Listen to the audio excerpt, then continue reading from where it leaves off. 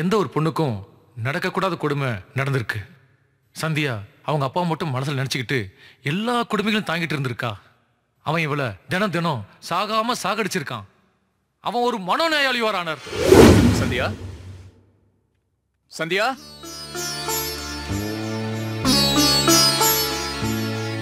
சந்தியா,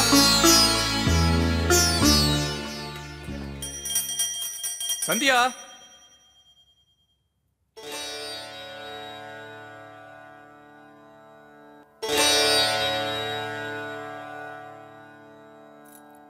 ஆர்த்தி எடுத்துக்கோங்க. Good wife. அது எப்படி சந்தியா? நான் உன்னை எதுக்கு தேடணும்னு நீ உடனே புரிஞ்சுக்கிட்ட?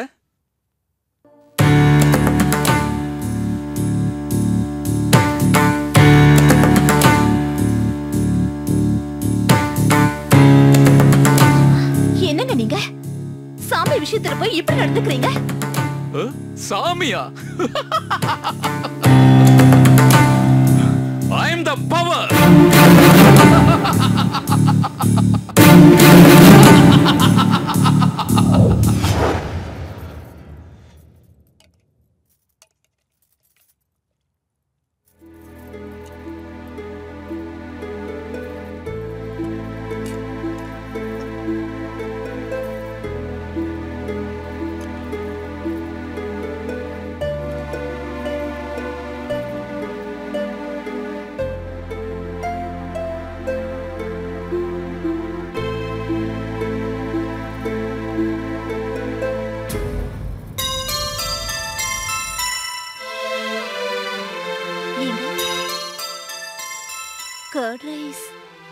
கர்ட் ரைஸ் எப்படி இருக்கா?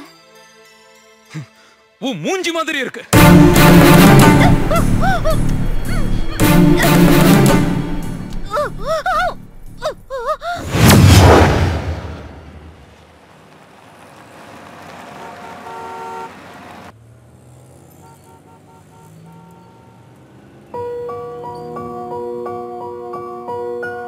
என்ன சந்தியா, மூட் அவுட்டா இருக்க? நீ வருத்தப்படுற மாதிரி நான் ஏதாவது நடந்துக்கிட்டேனா? நீ இப்ப சந்தோஷமா இருக்கணும்னா நாம இப்ப எங்க போகணும்? கோவிலுக்கு.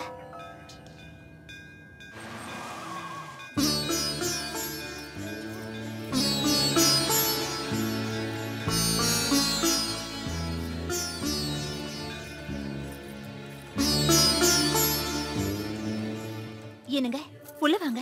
நானா? ப்ளீஸ் எனக்காக வாங்களே. இல்ல சந்தியா, நான் இது வரைக்கும் கோயில் பக்கம் வந்ததே கிடையாது. ஏன்னா கோயில் சாமி இதெல்லாம் எனக்கு தேவைப்பட்டதே கிடையாது. எனக்காக வாங்களே. நீ சந்தோஷப்படுவனா நான் எங்க வேணாலும் வருவேன்.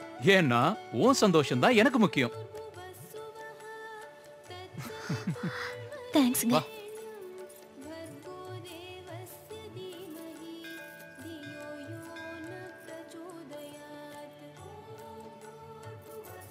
அம்மா, என் புருஷனுக்கு நல்ல புத்திய கூட. என்னங்க சாமி கும்பிடுங்க.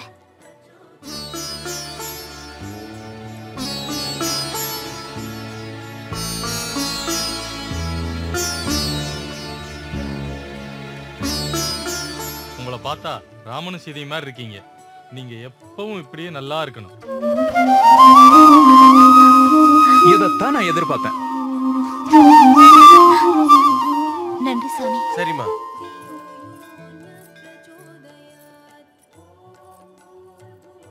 அம்மா, என் புருஷனுக்கு இப்ப இருக்கிற புத்தி எப்பயுமே இருக்கணும்.